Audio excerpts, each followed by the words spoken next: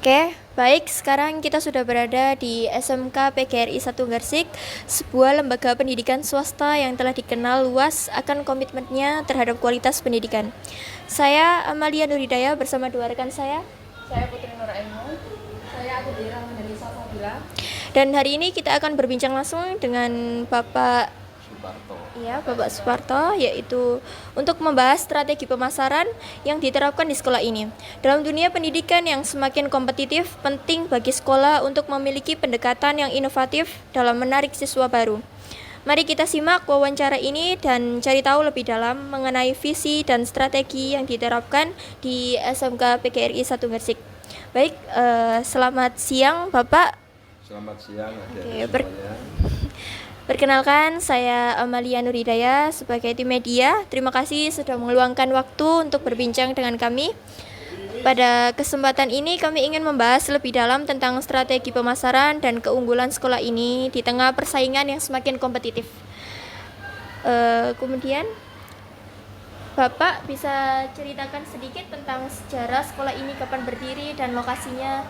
Ya, SMK PGRI 1 Gersik yang pada awal berdiri bernama STM PGRI 1 Gersik itu merupakan peralihan dari SPG PGRI 1 Gersik atau Sekolah Pendidikan Guru PGRI pada tahun 1989, karena ada peraturan pemerintah bahwa sekolah pendidikan guru yang nantinya setelah lulus akan mengajar murid-murid SD minimal harus S1, maka program sekolah pendidikan guru ditutup.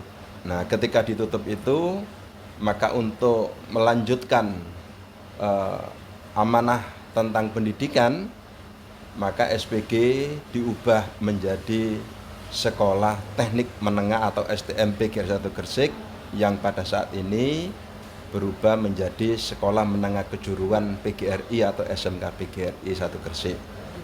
Nah, pada awal berdiri sekolah itu hanya memiliki satu kampus di Jalan Dr. Sutomo atau yang lebih dikenal dengan kampus A. Itu pun kondisinya sangat memprihatinkan karena hanya memiliki 3 lokal dan bangunannya juga semi permanen. Namun alhamdulillah setiap tahun terus mengalami perkembangan dari tahun 1989 ke 1990. Pada awalnya hanya menerima 2 kelas, kemudian tahun ketiga menjadi 3 kelas, tahun keempat meningkat sampai 5 kelas, dan pada akhirnya pada tahun ke-5 itu peminat dengan kapasitas ruangan tidak banding, akhirnya sudah mulai melakukan seleksi sehingga ada beberapa anak yang tidak bisa diterima. Nah, kemudian dalam perkembangan berikutnya kita memiliki kampus lagi, yaitu kampus B, ya, kampus B di Jalan Manggis dekatnya Stadion Petro. Kemudian kampus C di Jalan Sunan Giri, Kawisanyar. Kemudian kampus D di Suci, karena harus menampung 2000 lebih siswa sehingga harus memiliki 4 kampus itu. Kalau di kampus A saja tidak bisa menampungnya. Itu Mbak secara singkat tentang perkembangan SMK PGRI 1 Gersik.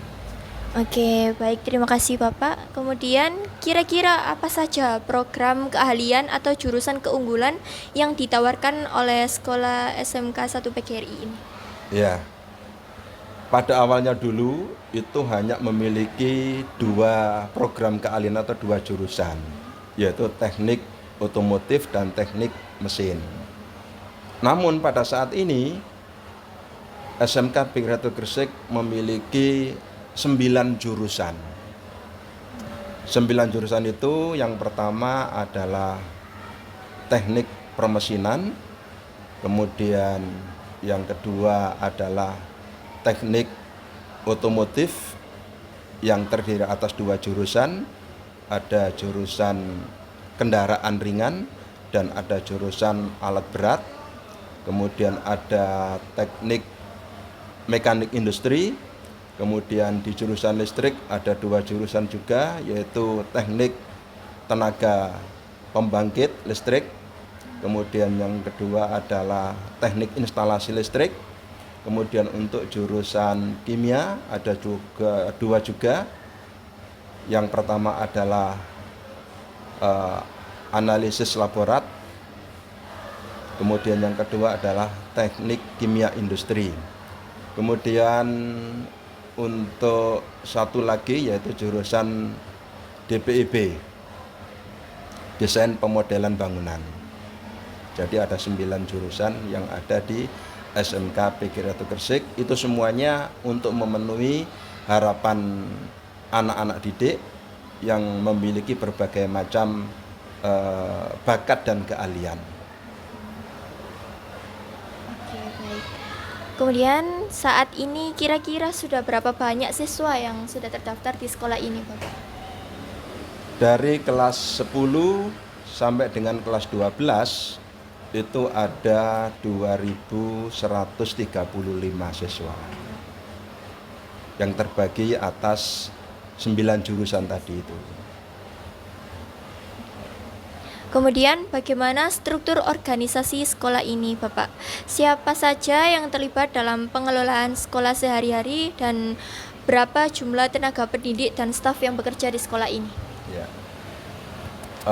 Sesuai dengan namanya SMK PGRI 1 Gresik, sekolah ini berada di bawah naungan Yayasan Lembaga Pendidikan PGRI. Ya. Yayasan Lembaga Pendidikan PGRI ini mulai dari pusat di Jakarta sana, kemudian di tingkat provinsi juga ada YPLP PGRI Provinsi, di kabupaten juga ada YPLP PGRI Kabupaten. Itu struktur yayasan yang menaungi SMK PGRI 1 Gresik. Kemudian di dalam sekolah itu ya secara otomatis yang tertinggi adalah kepala sekolah.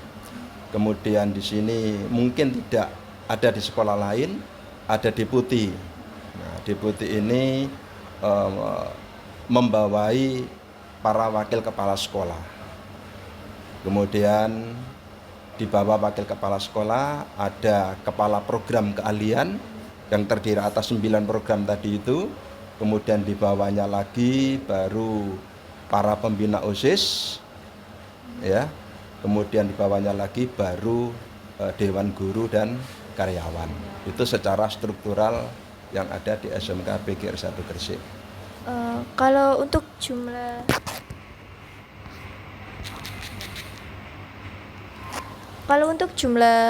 tenaganya, Untuk jumlah guru dan karyawan 109. Ya, 109. Itu secara keseluruhan. Secara keseluruhan. Jadi kalau guru itu 99, kemudian untuk karyawan 10. Kemudian apakah ada sistem atau program tertentu yang membantu menjaga kualitas pembelajaran di sini? Untuk menjaga kualitas sebenarnya tidak ada program khusus, ya. Tetapi seluruh kegiatan operasional yang ada di sekolah sini semuanya mempunyai visi yang sama untuk meningkatkan kualitas dari pendidikan yang ada di sekolah ini. Itu, Mbak. Baik, untuk dalam strategi pemasaran, Bapak, bagaimana cara sekolah ini memahami kebutuhan dan keinginan calon siswa dan orang tua dalam memilih sekolah? Kemudian, apakah ada survei, penelitian, atau metode khusus yang dilakukan untuk mengetahui harapan masyarakat terhadap sekolah ini? Untuk memenuhi harapan dari masyarakat, itu kita memiliki strategi memberikan pelayanan yang terbaik kepada anak maupun kepada orang tua. Kepada anak, seluruh fasilitas yang ada di sekolah dilengkapi.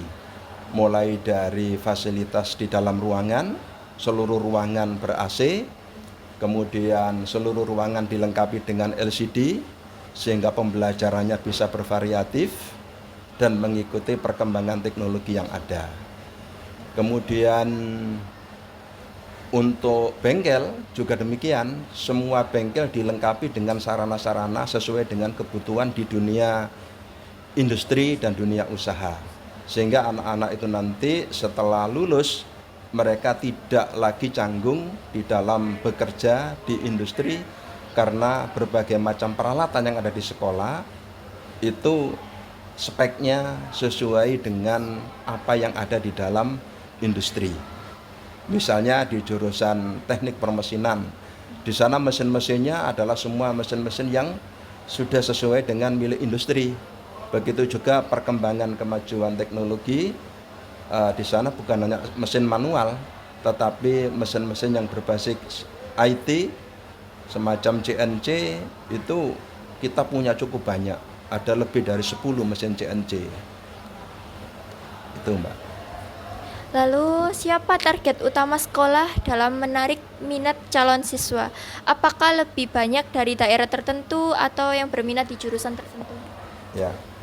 Kalau untuk sasaran atau target siswa itu hampir 95% peminatnya itu adalah anak-anak lulusan SMP yang ada di sekitar sekolah ini.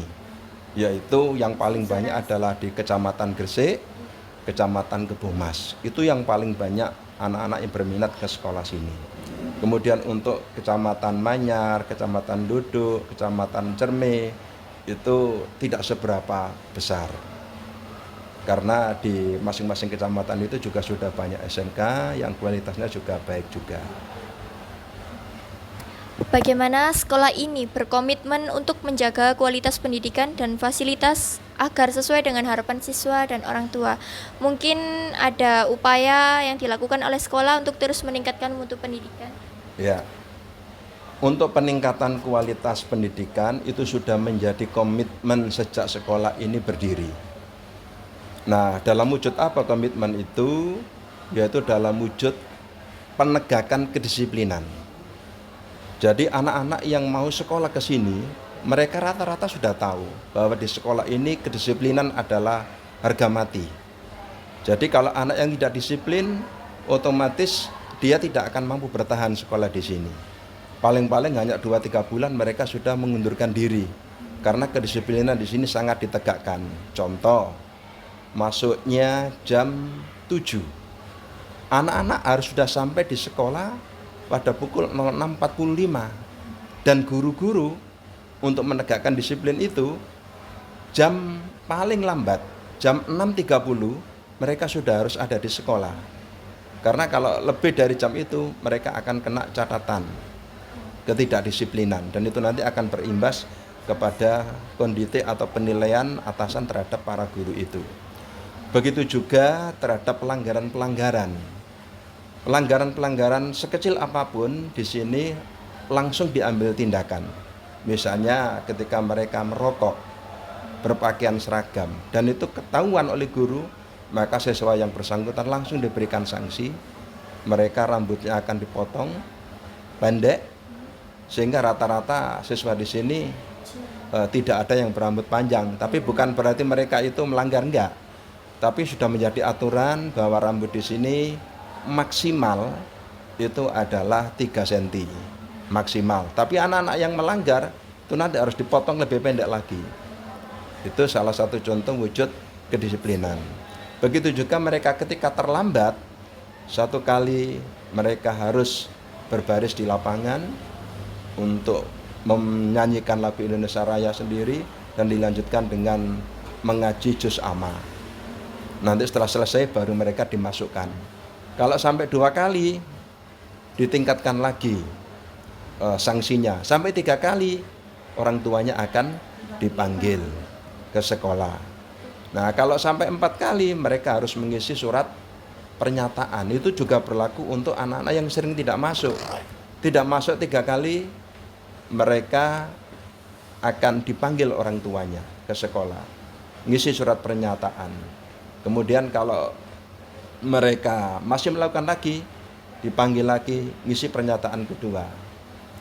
Sampai ketiga, sudah pernyataan terakhir dan mereka diberikan sanksi berupa skorsing. Tapi skorsing di sini beda dengan skorsing sekolah lain. Kalau di sekolah lain skorsing kan mungkin tidak boleh masuk. Di sini tidak. Skorsing anak-anak wajib masuk dan masuknya tapi tidak mengikuti pelajaran di sekelas, tapi mereka diberi tugas untuk membantu kebersihan lingkungan sekolah. Itu wujud sanksi bagi anak-anak yang sudah diberi peringatan sampai 3 kali. Itu untuk menegakkan disiplin, Pak. Oke. Kemudian, Bapak, apakah ada program beasiswa atau keringanan biaya bagi siswa yang membutuhkan atau berprestasi? Ya, itu salah satu prioritas utama di SMK PGR 1 Gresik ini, yaitu memberikan beasiswa dan keringanan. Ada beberapa klasifikasi, Mbak, di sini. Yang pertama adalah seluruh siswa yang sekolah di sini itu mendapatkan bantuan 100.000 setiap bulan, ya, mendapatkan keringanan biaya sekolah 100.000. Kemudian untuk anak-anak dari keluarga yang tidak mampu, ya, terutama anak yatim, itu mendapatkan bantuan 250.000 setiap bulan, sehingga mereka hanya membayar 40% dari SPP yang ada di sekolah ini, kurang lebih 230.000 setiap bulannya. Kemudian untuk anak-anak yang sangat tidak mampu, terutama anak yatim, di sini dibebaskan, seluruh biaya dibebaskan.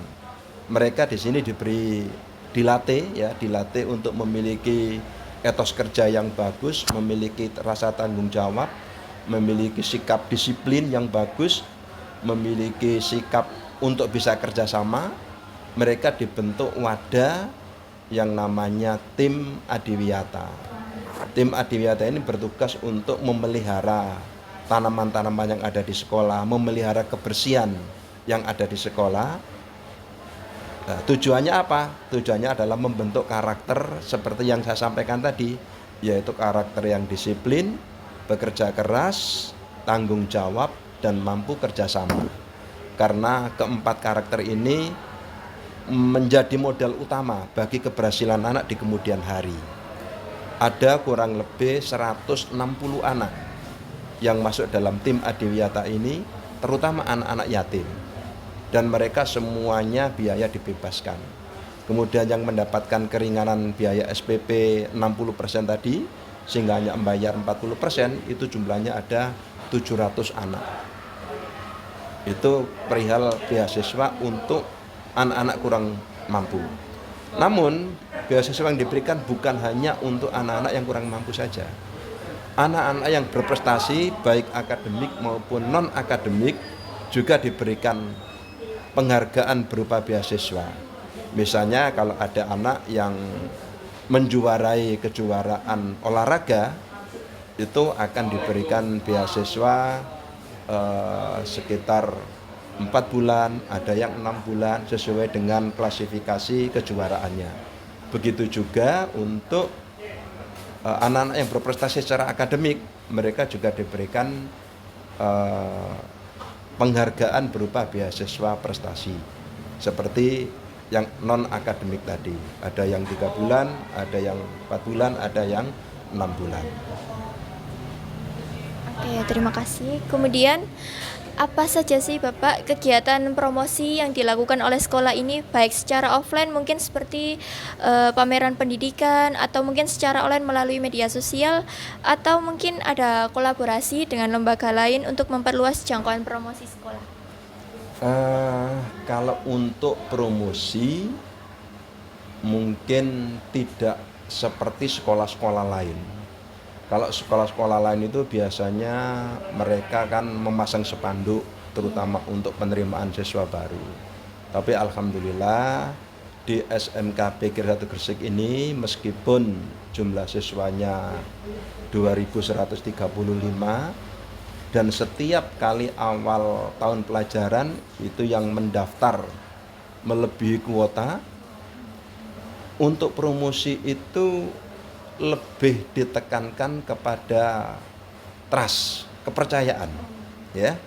Jadi menanamkan kepercayaan kepada orang tua siswa dan siswa itu sendiri. Jadi anak-anak di sini semuanya bisa melihat sendiri bagaimana pembelajaran di sekolah, baik teori maupun praktek. Begitu juga dengan orang tua, tahu sendiri. Akhirnya promosi sekolah ini lebih banyak dipromosikan oleh anak-anak itu sendiri dan orang tua. Itu yang paling besar promosi yang dilakukan oleh sekolah, menanamkan kepercayaan. Nah, tentunya bukan hanya itu saja, sekolah juga selalu mengunggah di website sekolah semua kegiatan-kegiatan yang dilakukan di sekolah. Jadi misalnya ada program magang luar negeri ke Jepang, kemudian ada kegiatan K3 yang kerjasama dengan petrokimia, itu semuanya diunggah lewat website sekolah. Begitu juga kegiatan pameran. Baru kemarin lusa selama 3 hari dari tanggal 23 sampai dengan 26 di Icon Mall. Nah, di Icon Mall kita menyelenggarakan pameran produk-produk SMK Tehva pengimbasan.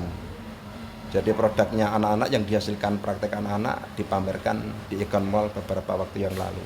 Dan itu tentunya juga semakin mengenalkan sekolah kepada masyarakat.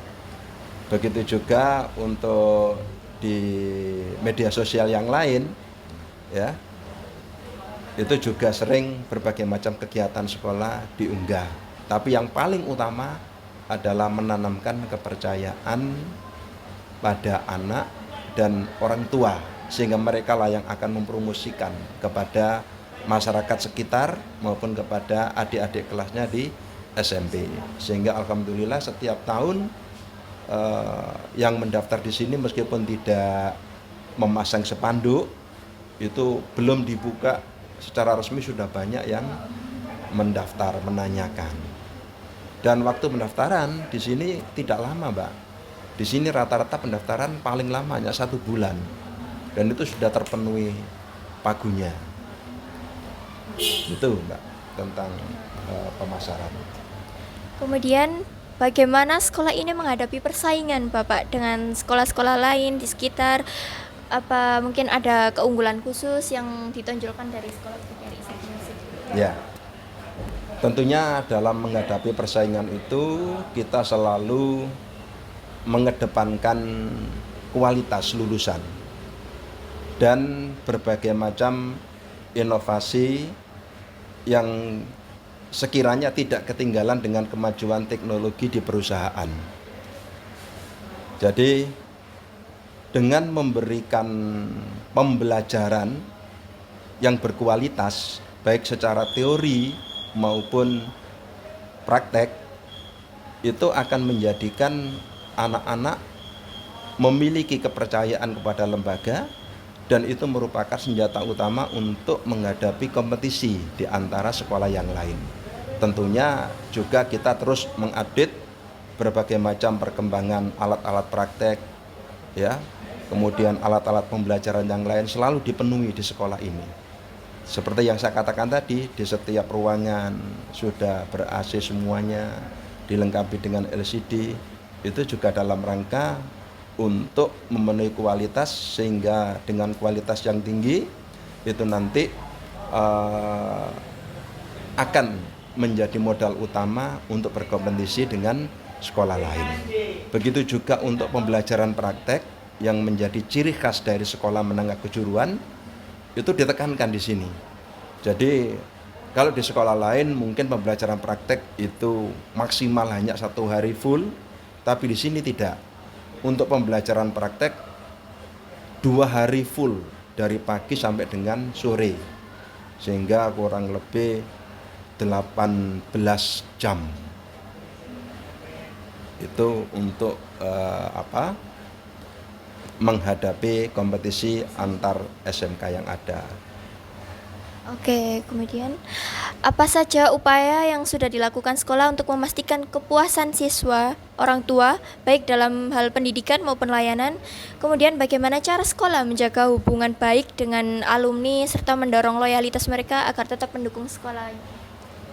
Yang dilakukan oleh sekolah untuk menjaga itu semuanya tadi, para alumni itu memiliki grup WA di masing-masing sekolah, ya di masing-masing wali kelas, sehingga mereka bisa diketahui